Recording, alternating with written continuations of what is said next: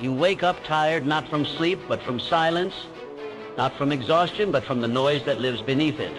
You feel it the second you open your eyes, a low hum of shame, of potential not yet lived, of dreams stalled by invisible chains. Your feet touch the floor, but your soul doesn't follow.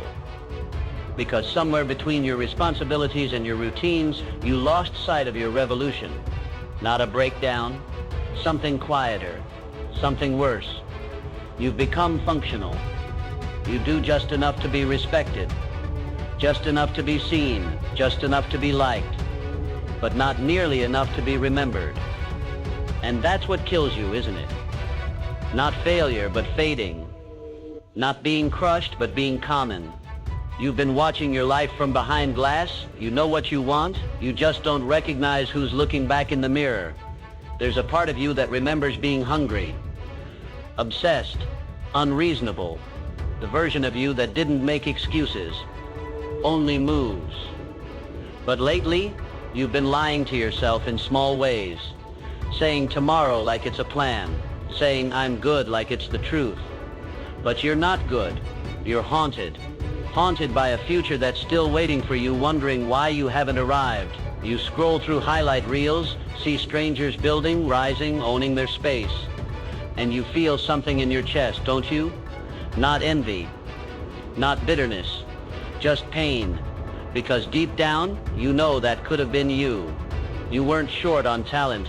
You were short on decision, short on fire, short on fight. So let's end the hypnosis. Let's snap the thread of soft living that's quietly killing you. This isn't about external success. This is about your soul. About never again betraying it to fit into a world that thrives on playing small.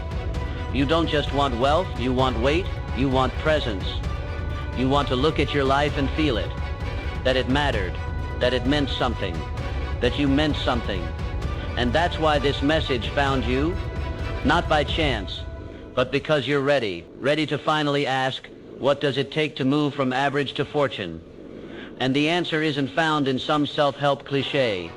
It's forged in fire, in the daily war between the version of you who settles and the one who builds. There are 5 steps, 5 shifts, 5 decisions that most never make, because they're too costly. But if you do, if you dare, your entire life recalibrates. Here they are. Step 1. Declare war on comfort. Because greatness never visits the man who is at peace with mediocrity. Every empire begins with internal violence. The moment you stop asking for ease and start demanding edge. Step 2. Anchor your identity. Because no strategy matters if you still see yourself as broken, fragile, replaceable. Identity isn't a label. It's a weapon. You have to decide who you are before the world ever believes it. Step 3. Build rituals of power. Because hope is not a plan. Routine is the real architect of destiny. What you repeat, you become. And fortune is built by the rituals no one sees, while average is built by the habits no one questions. Step 4. Master emotional voltage. Because success isn't just effort. It's energy. Average people react. Fortune builders respond. They feel the fire and forge with it. They don't suppress emotion. They channel it. Rage becomes fuel. Doubt becomes drive. Pain becomes precision. And finally, step 5. Move with violent clarity. Because the world follows those who walk like their name is already etched in history. No more trying. No more figuring it out. You move like you know, because fortune doesn't follow questions. It follows conviction. These steps are not casual. They are not cute. They are not convenient. They are sacred. And they are brutal. Each one demands a death. The death of softness, the death of doubt, the death of delay. But what you get in return is the resurrection. A version of you who doesn't need validation, because they carry vision. Who doesn't beg for opportunity because they build it. Who doesn't fear time because they own it. This is not a video. This is a revolt against the voice in your head that says be realistic. Against the culture that says blend in. against the part of you that still seeks permission. You don't need permission. You need fire. And that fire, it's already inside you. It's been buried beneath comfort, beneath coping, beneath convenience. But it's not gone. It's alive. And these 5 steps will bring it back. So don't just watch. Burn this into your memory. Watch it again tonight. Whisper these steps to yourself before sleep.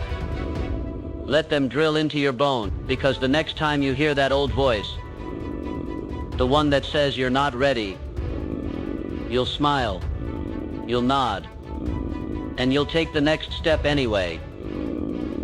Because average ends here, and fortune begins now. Step 1, declare war on comfort. Comfort is a slow poison dressed as peace, and you've been sipping it daily, disguised as routines, camouflaged as balance, reinforced by everyone around you who secretly gave up on greatness. The first step from average to fortune is not tactical. It's violent, internal. You must declare war on comfort. That doesn't mean you chase chaos. It means you recognize that your deepest self-respect will never be found in ease. It lives in the edge, the friction, the place where your muscles shake and your mind screams and you push anyway. Comfort whispers, you've done enough today. Greatness whispers louder, not yet. You can't make peace with comfort and war with mediocrity at the same time. One must die. And if it's not comfort, then it's your future. Understand this. Every extraordinary life began with a declaration, not a plan, a line in the sand, a moment of silence where a man or woman said, "I will no longer live soft." Henry Ford made that decision when he abandoned safety for obsession. He didn't just leave his job, he left normalcy. While his friends were saving for retirement, he was risking everything in a garage. No one believed in him, and that was his power. Helen Keller, deaf and blind, made the same choice. People pitied her, comforted her, tried to cage her in quiet sympathy. But she chose battle. She chose the lifelong war to communicate, to create, to matter. She could have settled. Instead, she rebelled. Comfort told her, "You've already suffered enough." But purpose replied, "Then let that suffering mean something." Nikola Tesla, he slept 2 hours a night, refused luxury, and walked miles daily to process visions that hadn't yet found form. He didn't care what was profitable. He only cared what was possible. And possibility is allergic to comfort. Tesla didn't just study electricity, he became lightning. You think you need a better strategy? You don't. You need an internal war. You need to stop petting the patterns that are killing you. Stop defending the habits that lull you into another average year. You think because you're not failing, you're winning, but comfort is the enemy that keeps you from noticing you've flatlined. You want to escape average? Then do what average people never do, suffer on purpose. Wake up earlier than you want. Show up when no one claps. Train when no one's watching. Speak when your voice shakes. Work when it's boring. Stretch when it's scary. Because on the other side of voluntary struggle is dominion. You stop being the effect and become the cause. You stop waiting and start commanding. You stop mimicking and start creating. The great lie is that struggle is punishment. The truth? Struggle is preparation. And comfort is decay with a smile. So here's the pivot. Don't just reject comfort, hunt discomfort. Find the thing that makes you sweat and lean in. Do the thing that terrifies you and commit. Let the pain sharpen you. Let the inconvenience mold you. Let the boredom chisel you. Because if you do, if you keep walking when most would sit, then the world will notice. Not because you told it to, but because it had no choice. You became undeniable. This is the first step. This is the purge. This is the shedding of the soft identity that's been holding your true life hostage. And it doesn't feel good, but it feels real. And real is what breaks the loop. Real is what rewires your brain. Real is what moves you from scrolling to sculpting. So stop expecting clarity and comfort. Stop waiting for inspiration to hit while lying in bed. Get up, get loud, get angry. Not at the world, but at the part of you that betrayed your own greatness to avoid discomfort. Because that part, it's dying tonight, and something stronger is waking up in its place. Step 2, anchor your identity. You've been running hard but dragging chains, hustling forward while anchored to an old name, an old version of yourself you never consciously chose. This is the silent war most never name. They want to change their life, but they haven't changed who they believe they are. So they self-sabotage, not because they're weak, but because the old identity doesn't match the new vision. And your nervous system, it always fights what doesn't feel familiar. That's why success fades. You have bursts of effort, short seasons of discipline, and then you snap back like a rubber band to comfort, to chaos, to coping. It's not your actions that are broken. It's your self-image that's outdated. That's why step 2 is non-negotiable. Anchor your identity. Not in external approval, not in results, in conviction. The kind that doesn't flinch when the world forgets your name, because you didn't build your power on applause. You built it on truth. The truth that you are no longer what you were. The truth that you are not becoming a better version of yourself. You are replacing the old one entirely. This shift is brutal because it demands a personal death. You have to bury the name you've been answering to. The one built on trauma, fear, delay, distraction. You have to divorce the titles handed to you by people who didn't know your fire. Titles like overthinker, lazy, not consistent, too sensitive, unfocused. That's not who you are. That's who you've been performing as. And performance without transformation is the slowest kind of suicide. This is the moment you reclaim authorship. This is where you stop borrowing labels and start building language. Because what you call yourself in silence, that becomes prophecy. And if you don't choose that name, the world will. Henry Ford understood this before anyone else believed in him. He was a farm boy, broke, obscure, unimpressive on paper. But he saw something in himself no one else could. So he built in silence, called himself industrialist, long before anyone paid attention. That's what made him unstoppable. He anchored his identity in intention, not in permission. And Helen Keller, she could have anchored herself in what she lacked. She could have spent her life as a victim of silence, but she made a decision. She anchored her identity not in limitations, but in legacy. And the world followed, not because she shouted, but because she became. She said, "I am not afraid of storms, for I am learning how to sail my ship." You don't say that kind of thing unless your roots go deep. And Nikola Tesla, a man who saw visions the world wasn't ready for. A man mocked, misunderstood, underestimated. But none of that mattered, because Tesla didn't need consensus. He knew his rituals, his inventions, his obsessions. They were downstream from one core belief. I am a conduit for something greater. That identity is why his name survived while others vanished. You don't become unforgettable by accident. You do it by design, and design starts with identity. That's the part average minds skip. They chase results, but never install the root. They try to act like winners while still calling themselves trying. That language kills. I'm trying is the favorite phrase of the almost successful. It's an emotional loophole for people who want effort without accountability. But not you. Not anymore. You're not here to try. You're here to transform. And to do that, you must anchor who you are in ink, in blood, in action. Repeat after me, silently or out loud. I am not a project. I am a weapon. I am not broken. I am a builder. I am not waiting. I am walking like it's already mine. This isn't fake it until you make it. This is decided until you embody it. And the decision, it can't be lukewarm. Your identity must be chosen like a sword, gripped with both hands, pointed forward, unshaken by opinion. Because the second you lock it in, everything downstream changes.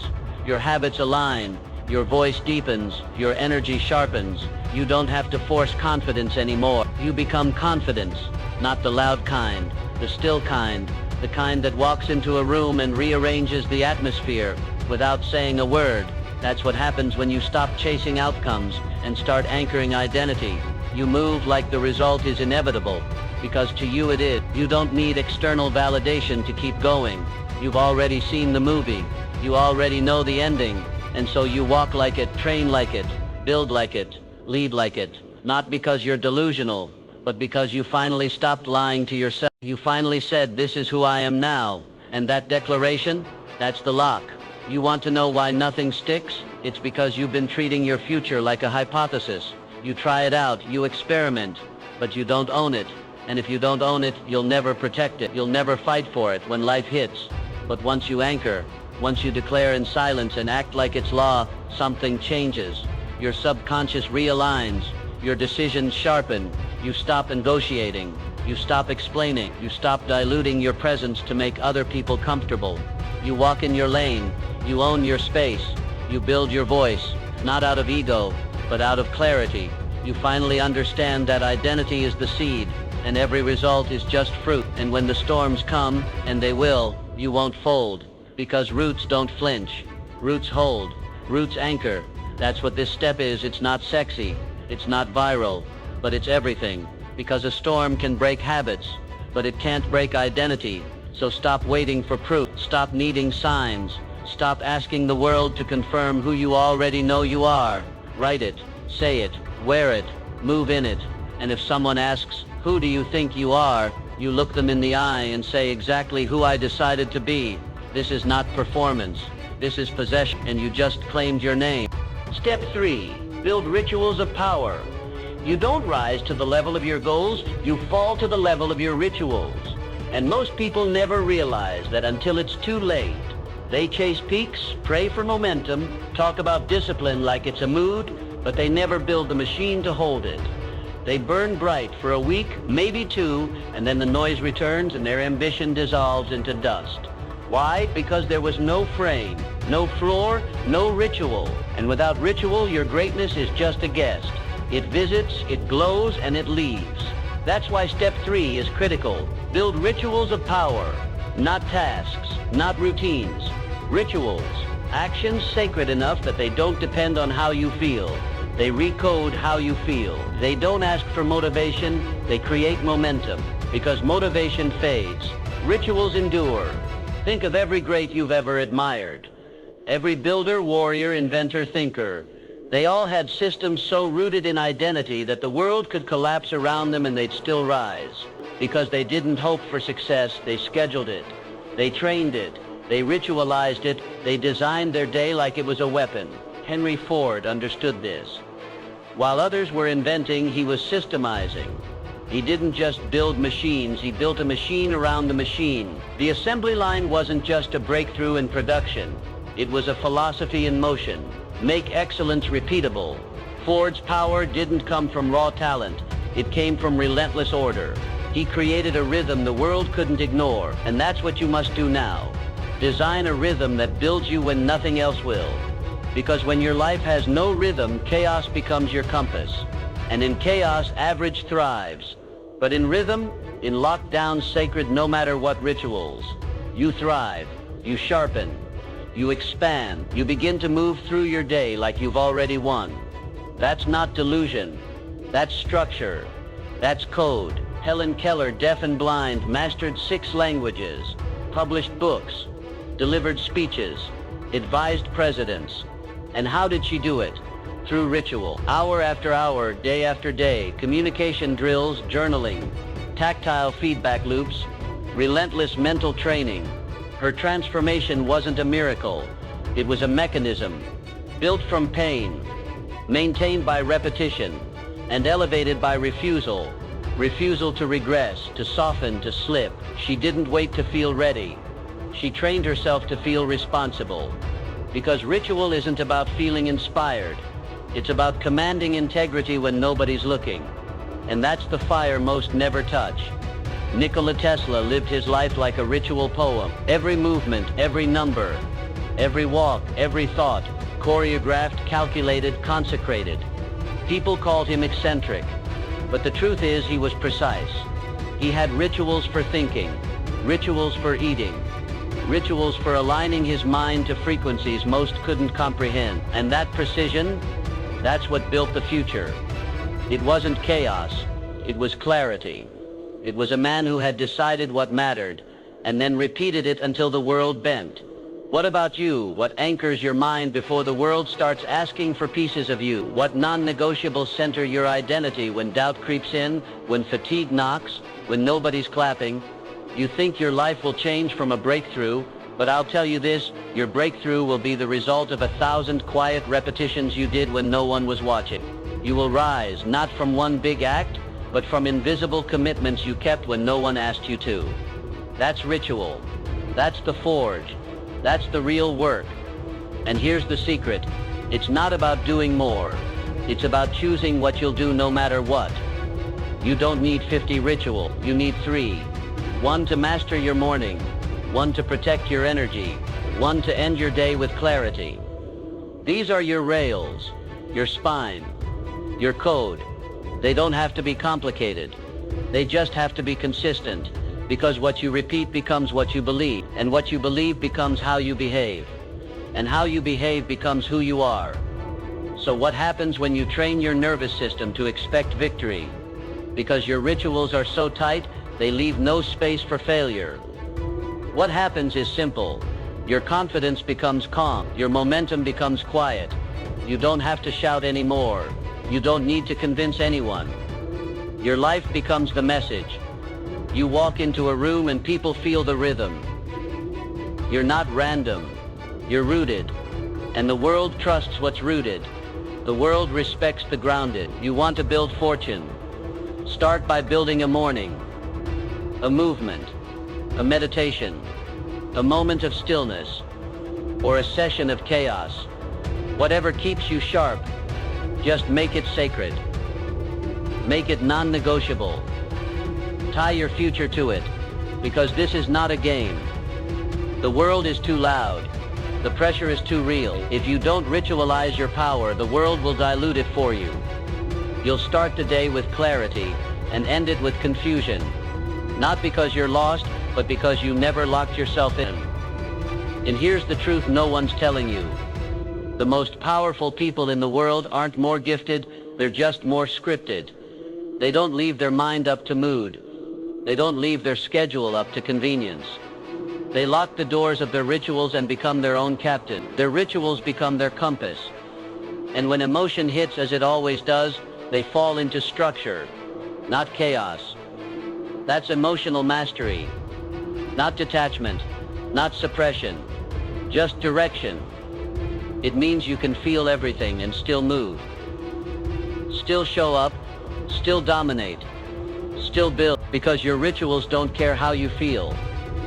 They remind you of who you are. That's the edge. That's the elevation. That's where average dies. And greatness, real, raw, grounded greatness, becomes a daily habit, not a highlight reel. You want legacy? Then make excellence boring. Make it repeatable. Make it so normal in your world that mediocrity doesn't even fit anymore. You won't need to try to be consistent. You'll become consistency. And once you become it, you don't chase success. You command it. So from this moment forward, write them. Choose them. Name them. Protect them. Rituals are how gods are built in human bodies. Rituals are how legacies rise in silence. Rituals are how the emotionally weak become emotionally wired. This is the third step, and it's not optional. It's oxygen. Choose it, or you'll keep cycling through the same 6-week seasons of false momentum. Choose it, and the world will no longer question your power, because you'll move like it's already law. This is the forge. This is the loop. This is where your future gets programmed. Step 4, master emotional voltage. Most people are taught to fear their emotions, to downplay them, to bottle them up or distract them into silence. But you're not most people. You've stepped this far because you're done playing defense with your own energy. You're ready to flip the current, and that's what this step is all about. Step 4, master emotional voltage. You've already declared war on comfort. You've already anchored your identity. You've begun building your rituals. But if you don't learn how to command the voltage that lives inside you, your rage, your sorrow, your desire, your fear, then all your rituals will be brittle. You'll build structure on emotional sand. And that's what takes most people down. Not logic, not failure, but surges. Uncontrolled emotion. One emotional wave, a breakup, a betrayal, a bad day, a harsh word, and everything they've built begins to crack. But not you, not anymore. Because you're going to learn to do what the elite do. Feel everything and still move with precision. This is not about emotional suppression. That's cowardice. This is about emotional command. The ability to channel what you feel into what you build. And history proves it. Henry Ford, when competitors mocked his vision and investors pulled their money, didn't spiral, he channeled. He turned rejection into fuel, into sharper focus, into another prototype, and the world learned this. He does not break. Helen Keller, robbed of voice and sight, could have drowned in her emotions. She had every reason to be bitter, angry, defeated. But she learned to alchemize. She converted pain into perspective, perspective into power, power into prose. And that emotional transformation became her legacy. Not her condition, her conversion. Tesla, the man was lightning incarnate. Buried in isolation, betrayal, obsession, and still he generated beauty, current, creation. He wasn't broken by loneliness. He weaponized it. He turned solitude into circuitry. That's voltage. And now you see it. The difference between emotional victims and emotional commanders. Most people are at the mercy of their feeling. They let emotions decide their pace, their tone, their story. But voltage masters, they don't react. They respond with intentionality, with direction, with clarity. And this is legacy thinking, not because it's flashy, but because it lasts. Average thinking is about moods. Legacy thinking is about meaning. And the more voltage you can hold without short-circuiting, the more greatness you can deliver to the world without pause. The goal isn't to feel less. It's to feel more accurately, to feel deeply, but act deliberately. That's how you become dangerous. That's how you become trusted. People sense it in your voice, your eyes, your stillness. They know this one doesn't fold. They know you've seen fire and learned to walk through it. So how do you master emotional voltage? It begins with the pause, that sacred space between stimulus and response. Most people skip it. You won't. You'll learn to pause, to breathe, not to escape emotion, but to aim it. That moment where you feel rage, that's a signal, not a sentence. That feeling of fear, it's not a command, it's a compass. Every surge of emotion is energy, and energy is neither good nor bad. It just is. Your job is to assign it, direct it, sharpen it. That's the weapon, that's the training. You feel fear and write. You feel shame and build. You feel doubt and still execute. Because emotion is no longer your dictator. It's your engine, and like all engines, it needs direction. Power without direction destroys. But power under discipline creates. And you're not here to be moved by life.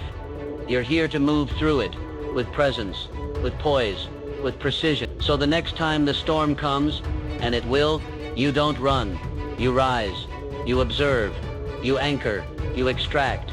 You say, what is this energy trying to become? And then you give it form. You give it action. You give it life.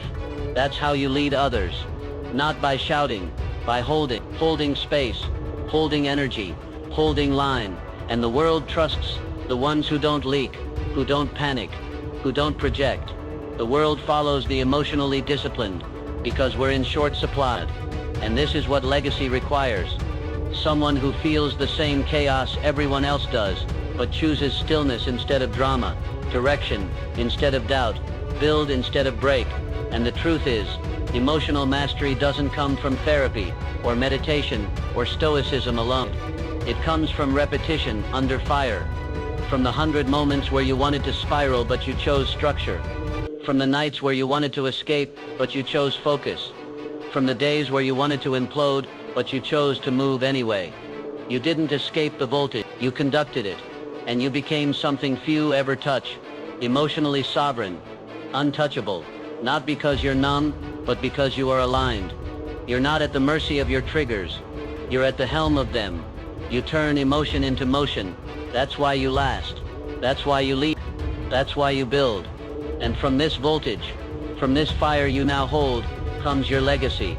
Because legacy isn't built in peace. It's built in pressure.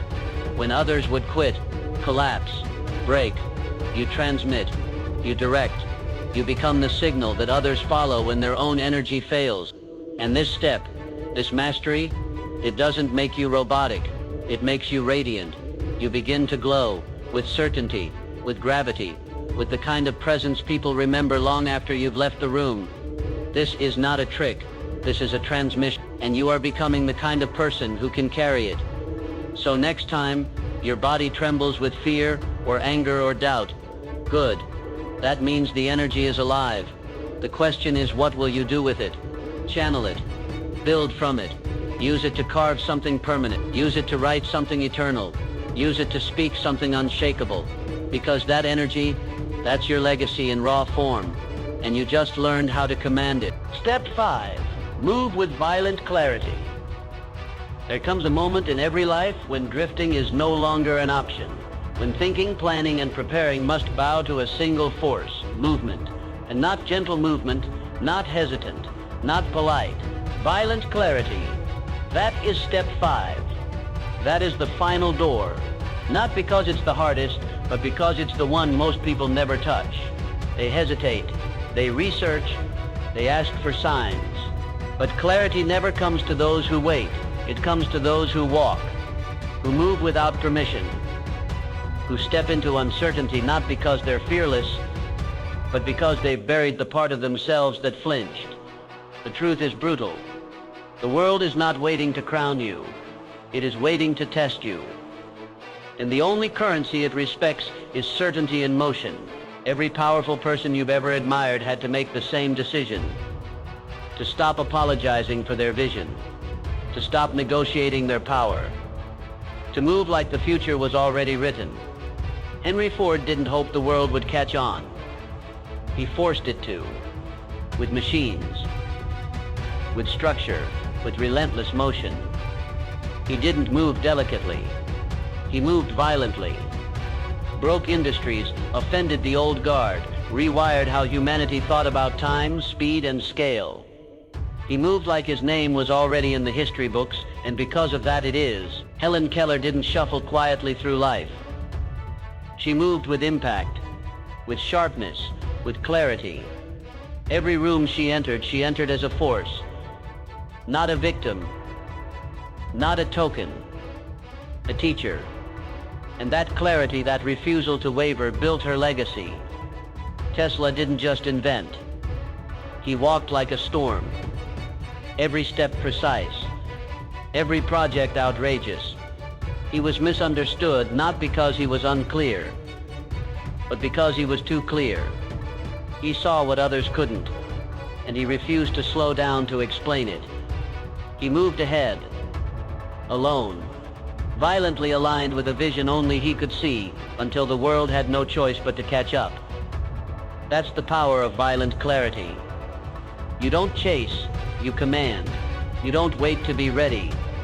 You decide that you are. And once you decide, you cut. You don't dabble. You don't wonder. You don't multitask your destiny. You move. Sharply. Cleanly. Consciously. The truth is, the average person is addicted to hesitation. They think clarity will strike like lightning.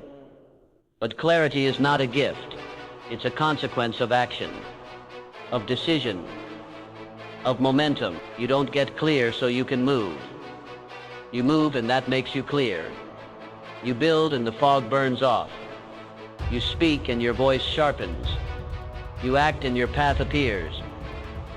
Fortune favors the forward. Always has. Always. And violent clarity is what slices through the excuses, the fear, the fog, and the feedback. This is the step where you stop being a student and become the architect, where you stop listening for advice and start issuing orders to your own mind. This is where you say enough, enough planning, enough waiting, enough tweaking the vision until it's safe. You take the step, you press publish. You make the ask. You launch the product. You leave the old circle. You wake up earlier. You move and then you refine. And that's the difference between the exceptional and the eternal. The exceptional execute. The eternal execute before they're ready. They move like generals, like builders who already see the city in their mind. They don't look for green lights. They build roads. They don't ask if they're qualified. They qualify themselves through motion. And this step, this final frame, is your decision to do the same. From this point forward, you walk with a different gait, a different voice, a different gravity. You no longer ask, what should I do? You declare, this is what I'm doing. You don't need consent, you don't need claps. You don't need clarity before the step, because the step is what creates the clarity. You trust your rituals. You trust your voltage. You trust your identity. And you use it to move like your legacy depends on it. Because it does. Think about that. One step, one act of violent clarity could rewrite your entire lineage. Could shift how your name is spoken when you're gone. Could rebuild your self-respect in an hour. Could show the next generation what movement looks like when done with conviction. You're not just moving for you. You're modeling power. Every time you act with clarity, you teach someone else that they can too. You become a signal, a blueprint, a flame. And if you've come this far, if you've declared war on comfort, anchored your identity, built your rituals, mastered your emotional current, then you are ready. You have earned the right to move, but not just any movement. Movement without apology, movement without delay, movement without fear of what it costs, because you know what it will pay. This is your line. This is your final frame. When you leave this moment, you are no longer someone with potential. You are someone in possession. Possession of vision, of rhythm, of power, of the self. And that kind of person, they don't knock on the door of greatness. They break it open. So take the step, speak the line, build the product, launch the plan, burn the excuses, and move like the world is already yours. Because if you do, if you move with violent clarity, nothing can stop you. Nothing. This isn't the end, this is the embedding. You've walked the path, burned through illusion, stepped into the fire of becoming, but now the real work begins. You must install it, because you don't rise through memory. You rise through reprogramming, through what your subconscious hears again and again and again, until it no longer questions who you are. So tonight, before your head hits the pillow, let these 5 steps echo again in the silence. Let your mind relive the blueprint. Step 1, declare war on comfort, because nothing changes until you get violent with softness. Greatness begins where ease ends. You must wake every day with resistance as your invitation and friction as your friend. Step 1 is the fire starter, your rejection of the lie that comfort is safe. Step 2, anchor your identity, because without identity, all change is temporary. You become what you answer to, and until you choose a new name, you'll keep living the old life. Step 2 is where you rewrote your title, signed it in blood, and refused to ever again be called by your past. Step 3, build rituals of power, because your destiny is not written in dreams, it's carved into repetition. The world doesn't watch your intentions, it watches your rhythms. Rituals are the bricks of your future, laid quietly while the world sleeps. They are your structure, your spine, your standard. Step 4, master emotional voltage, because power without control destroys, but power channeled builds empires. You learned not to suppress emotion, but to weaponize it. Pain became signal, doubt became data, rage became velocity. This step made you sovereign over your storm. And finally, step 5, move with violent clarity, the most sacred of all, where planning dies and execution begins, where identity meets motion, where hesitation is buried and destiny is born. The world follows those who move like they've already arrived. And now, that's who you've become, a builder, a commander, a transmitter of change. But now you must program it, because knowing it is not enough. Hearing it once is not enough. You must hear it again and again until the code replaces your default, until the weak thoughts get auto-corrected before they speak, until you no longer need to remind yourself who you are, because your body, your tone, your decisions prove it. That's how identity holds. That's how change lasts. That's how greatness stops being a peak and becomes a pulse. And you do that not with hype but with habit, with subconscious repetition. You let this message play not just in the morning but at night when your mind is soft, quiet, open. Let it in before sleep. Let it ride your dreams. Let it drill into your cells. You're not watching content. You're ingesting code. And if you loop it long enough, the old you won't survive. The timid one, the doubting one, the soft one. They will lose grip, and something else will rise in their place, sharper, slower, deeper, clearer. The you that doesn't negotiate. The you that moves with gravity. The you that others feel before you even speak. That's the prize, not motivation, not hype. Identity. And identity, when rewired, makes everything else automatic. You don't chase confidence. You become it. You don't chase structure. You live it. You don't fight distraction. You're immune to it, because the subconscious doesn't need to be told. It just does. That's what this is. This is your new operating system. And every time you replay this message, you carve it deeper until it's in your walk, your posture, your speech, your pace, your silence, your presence. So don't let this moment fade. Cement it, stamp it, loop it. This is how the world changes. Not in viral moments, but in silent repetitions that create new realities. And you are now living one. You don't need anyone else to see it yet.